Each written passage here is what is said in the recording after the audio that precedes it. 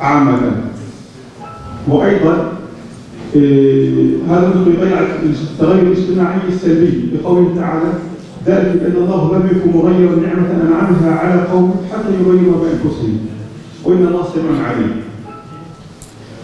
هذه المدارس التي أقامها شيوخنا الأفاضل من قبل نور الدين الزكي ومن قبل صلاح الدين الأيوبي، ولكن كانت مبنية كلها على هذا النقد الذاتي والبحث في المشاكل في القلائل في داخلنا وليس في الخارج، مما جعلنا هذه قوية جدا، لأن كان أساسها إن في الجسد مضغة إذا صلح صلح الجسد كله وإذا فسد الجسد كله، ألا وهي القلب. فإذا كان قلبنا سليم فإن الله ينصرنا، وإن تنصروا الله ينصركم ويثبت أقدامكم. لا شيء بسيط جدا للتوحيد. إلا لكم قوتين، قوة الفكر وقوة الإرادة، وتتزاوج القوتان لتوليد حلقتي السلوك، حلقة الفكر وحلقة الإرادة، قبل ولد الحلقة الثالثة وألا وهي حلقة الإنجاز العلمي بوصف الأعضاء في الجسم الخارجي. هذه المدارس نبرة المذهبية، نبرة القومية، وكان هم الأول هو الارتقائي بالأمة. وبالمفارقة العجيبة أن نور الدين الزكي كما أسلف الإمام المفتي برهان بيك أنهم قاموا بإعداد منبرين للقدس الشريف والمسجد الإبراهيمي قبل ذهاب أو قبل مشي خطوة باتجاه تحرير فلسطين. مفارقة غريبة، إنهم ثقتهم بالله تعالى والقصد بأنهم فعلوا ما عليهم والباقي على الله تعالى، ولهذا عملوا هذا المنبرين. ولملاحظة المنبر الذي موجود في المسجد الأقصى تم حرقه على يد مستوطن بالسبعينات، أما المنبر الموجود في المسجد الإبراهيمي حتى الآن فعال وقائم بذاته واستعملونه في الصلوات. ولهذا كان إيمانهم قوي بالله تعالى، وإيمانهم قوي جدا، لأنهم كانوا يرفعون الآية: والذين جاهدوا فينا لنهديهم سبلنا وإن الله لمع المحسنين. 10 سنوات فقط هي تعليم الدراسة العسكرية الإجبارية التي عملها نور الدين الزكي، بس فقط 10 سنوات، مما أدى إلى هذا النجاح. ولكن عند القدس فإن الشيطان لن يضر، الشيطان دائما يمكر ويمكر الله والله خير الماكرين. ولهذا أصبح الشيطان يعمل من الهوان، مما أدى إلى سقوط الدولة الإسلامية واحتلالات أكثر من مرة. ولكن أريد أن أنتقل إلى الاحتلال الإنجليزي في عام 1948 عام 1917 بعد انتهاء الحرب العالمية الأولى واتفاقية ساركس-بيكو التي جعلت فترة الدولة الإسلامية علمانية لا تمس الدين بالصغر. نيتهم تحرير، ولكن كانت طريقة خاطئة، ولهذا تم هزيمتهم وتم احتلالنا مجموعه 78% من فلسطين التاريخية دون القدس. في تلك الفترة من 48 إلى 67 قام الجيش الأردني الذي كان يرأسه رئيس الجيش الأردني الإنجليزي. تخيلوا أن يكون الإنجليزي هو جاء ليدافع عن فلسطين ضد اليهود، تخيلوا، وهو الذي أعطاهم إياها. فقاموا بتسليم المدينة الفلسطينية الوحيدة التي تطل على البحر الأحمر أم الرشاش بدون حرب وبدون إطلاق أي رصاصات إلى اليهود. في عام 1967 كان يحكم الأردن حوالي 26% من فلسطين التاريخية ما بينها القدس. كل هذه المساحة انسحبوا منها فقط بفقدان 12 جندي، وإنها إن دل إنه يدل على أنهم باعوها بيعا. وقام المصريين أيضا بالاستحالة وسلموا مساحة تعادل 6 أضعاف مساحة فلسطين التاريخية لحد قناة السويس، تم تسليمها إلى اليهود أيضا دون حرب، بما فيها فلسطين بما فيها غزة.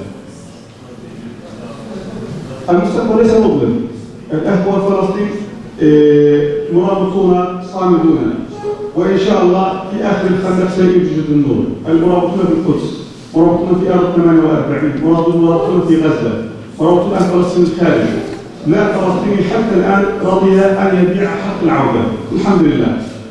نود إخواننا أئمتنا لن ننجو إلا بكم، ولن تقوم قيامة فلسطين إلا بكم. فلسطين في الحال محاصرة، ما في داخل سن يعيشون الناس ولا يدخلون لفلسطين. كمثال شخصي عن نفسي، أنا من فترة طويلة لم أستطع دخول فلسطين لكون مصر التي هي متعاونة مع الاحتلال ضد الشعب الفلسطيني نفسه ووقف الحدود. السعودية متعاونة مع الاحتلال أيضا ضد الشعب الفلسطيني وكذلك كل معظمها. إذا أعز الإمة فإنها يعز الأمة وراءهم. نريدكم دعمنا في المشاركة في الضغط على الحكومة في كل مكان أن يكون القدس وفلسطين تدخل في مناهج التعليمية في المدارس الابتدائية والإعدادية والثانوية، وتكون في الجامعات من دروس وماجستير ودكتوراه، حتى الناس يعرفون القدس وتعرفها لكل الناس في كل مكان. هذا أهم شيء وشكرا لكم على الاستماع. Trump'ın bu Kudüs'ü İsrail'in başkenti olarak tarif etmeye, tanımaya çalışmasından sonra elhamdülillah ümmet şunu gösterdi, dedi ki biz bu oyuna gelmiyoruz. Gazze sorunu, Filistin sorunu bir Gazze şeridi İsrail sorunu değildir. Malum İstanbul İşbirliği Konferansı Teşkilatı toplandı İstanbul'da Türkiye'nin çağrısıyla. Peşinden bir Birleşmiş Milletler Teşkilatı'nın bir toplantısı oldu, kararlar alındı. Daha sonra bir Kuala Lumpur'da bir alimler toplantısı oldu. İstanbul'da Diyanet'in bir toplantısı oldu. Şimdi Diyarbakır'da İttihat Ulema Önderliği'nde böyle bir toplantıda hazır bulunuyoruz. Bütün bu hizmetlere vesile olanlara Allah razı olsun. Bu iş ümmet işidir gerçekten. Böyle bir grubun, bir yapının yapacağı iş değil. Hep beraber görülüyor ki ümmet Gazze'deki kardeşlerinin, Filistin'deki kardeşlerinin yardımına koşuyor. Çünkü Kudüs şüphesiz ki bütün ümmetindir. İnşallah konuma hemen getireceğim ama şunu başta böyle ifade edeyim. Mevcut Mescid-i Aksa yapısı Eyyubilerden kalmadır. Yani mevcut hal Eyyubilerden kalmadır ama herkesin katkısı var. Şimdi Hazreti Ömer döneminde fethedilmiş, Abdülmelik bin Mervan döneminde Kubbetü's Sahra, Emeviler döneminde Kubbetü's Sahra ve Mescid-i Ömer inşa edilmiş. Ebu Cafer Mansur döneminde, Abbasiler döneminde bir depremden sonra onarım yapılmış. Kubbetü's Sahra'daki o yeşil çiniler, gördüğümüz yeşil çiniler Kanuni Sultan Süleyman'a ait. Burası tam anlamıyla bir ümmet gerçekten. Ümmete ait bir yer. Ümmetin malı. Elhamdülillah ümmet bugün de bu şuurla buna sahip çıkıyor. 132 miladi takvimle ifade edeceğim maalesef. Takvimimiz değişmiş. Onunla anlaşmaya çalışıyoruz. Tıkrit'te doğmuş. Oradan Baalbek taraflarına geçmiş. Ailesinin geçmesinden dolayı sözü uzatmayacağım. 27 yaşlarına kadar pek kendisinden söz edilmemiş ama o süreçte Mısır'da bir problem oluşmuş. Nedir Mısır'daki problem? Esasen Mescid-i Aksa Fatımi Devleti'nin elindeyken bu kaybedilmiş Haçlılara eline geçmiş. Sonra o Fatımiler, o Mescid-i Aksa'yı koruyamayan Fatımiler kendilerini de koruyamamışlar. Kendilerine sahip çıkamamışlar ki birbirlerine düşmüşler. Şaver ve Dırgam diye iki adamları başbakanlık için birbirlerine düşmüşler. Ben böyle Türkçeleştirerek ifade edeyim. Birbirlerine düşmüşler. Nureddin Mahmud Zengi Hazretlerinden Allah rahmet eylesin yardım talep etmişlerdir. Selahaddin Hazretleri amcası Şerko, malum Dağ Aslanı Esedüddin Şerko ile beraber Mısır'a gitmiş. Tarih 1163 böyle tarih sahnesine çıkmış. İlk defa adını öyle duymuşuz. Ondan önce biz Selahaddin diye birini aslında hiç duymamışız. Bizim menakıplerimizde bile adı pek anılmaz. Çok vakit kullanmıyorum herhalde. İkincisi 1167'de 2. Mısır seferine katılacak yine Şerkuh'la beraber ve Babeyn vakası yaşanacak ki yaklaşık 500 asker var. Türkmen ve Kürtlerden oluşan yaklaşık 500 asker var Şerkuh'un emrinde ama Haçlı ordusunu darmadağın edecek merkezi birliklerin başındadır. Aynı şekilde İskenderiye savunmasını üstlenecek. Haçlılar ve Mısırlılar beraber gelecekler. Onları kuşatacaklar ama Selahaddin İskenderiye'yi savunacak ve ilk defa tarihe bir komutan olarak geçecek. Dönüşte Nureddin Mahmud Hazretleri onu Dımaşk'a şıhne yapacak, emniyet müdürü yapacak, üzerine şiirler yazılacak. Denecek ki o Yusuf ki kadınlar onu görünce parmaklarını kestiler. O Yusuf ki malum Selahaddin Yusuf, o Yusuf ki Dımaşk'a şıhne olunca hırsızların elleri kesildi diye şairlerin üzerine şiirler yazacaklardır. Çok hikmetli bir şey. Şimdi Yusuf adı Yusuf'tur Selahaddin Eyyubi'nin. Yani Necmeddin Eyyub Allah rahmet eylesin ne bilirdi bu Yusuf'un yolunun Mısır'a düşeceğini, Hazreti Yusuf misali, sonra gelip Kudüs'ü kurtaracağını. Bu arada lakabı da doğarken verilmiş, sonradan verilmiş falan değil. Melikun Nasır sonradan verilmiş ona bir lakaptır. Selahaddin doğarken verilmiş bir lakaptır. Selahaddin, dinin kurtarıcısı. Sonra Nureddin Mahmud Hazretleri'nin de ismi Nureddin'dir. Yolu aydınlatan. Burada kerametler var gerçekten. Burada çok garip hadiseler var. Sonra malum 3. Mısır seferine katılacak. Nasıl katılacak? Niye katılacak 3. Mısır seferine? O hani Mısırlılar Haçlılara sığınacaklar. Bugünkü Suudi yönetimine şikayet ediyoruz falan. Ya inanır mısınız? Fersah başına para biçilecek Haçlı ordusuna niye Mısır'a gelsin diye. Fatımi yönetimi, İsmaili bir yönetim bunu verecek. Ama kurtar affedici. Mesele ne? Tek bir Müslümanın kanının akmasını istemiyor. Nihayetinde bildiğiniz vakalar var. Haşhaşiler var. 2 kez suikast düzenlemişler. Haşhaşiler İslam aleminin baş belası. Yine İsmailliğin bir kolu baş belası. Fakat onlarla uğraşmaz. İlk defa onun döneminde Haşhaşiler kısmen Haçlılarla savaşa katılmışlardı. Bu pek bilinmez. İlk kez onun döneminde 2 kez suikast, 1 kez bıçak onun boynuna dahi değmiş. Ama sadece o eylemde bulunanları infaz etmiş. Gerisiyle savaşmamış. Bir hedefi var çünkü Kudüs'ün fethedilmesi gerekiyor. Malum Hittin savaşı var. Ne yapacaktır? Hittin savaşında Haçlı ordusunu esir alacaktır. Bu arada biz Kudüs'ün sadece tehlikeye girdiğini düşünüyoruz. Medine de tehlikeye girmiş. Çünkü Kerek Kontu Ernat Ranavut'tur. Cidde'ye kadar gitmiş. Cidde'yi bilirsiniz. Mekke'nin yanı başında. Haşa diyor ki ben Medine'ye gideceğim. Haşa. Muhammed'in kemiklerini Allah'ım sallallahu aleyhi ve sellem alacağım. Zaferimin simgesi olarak diyor Avrupa'ya götüreceğim. İş bu noktaya gelmiş. Hittin Savaşı'nda Ernat'ı kendi elleriyle infaz etmiş.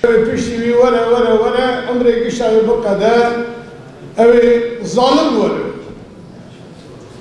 Ömre zalim acı bu kadar merib ki deli evri erdi tüce adalet bike ve ki kuşava tüce zulm ve hakaret bu.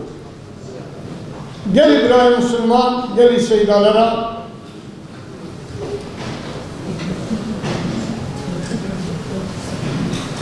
Ve hadis-i hali vakti ki hem duhinin hem düşürmüşü manavi bugün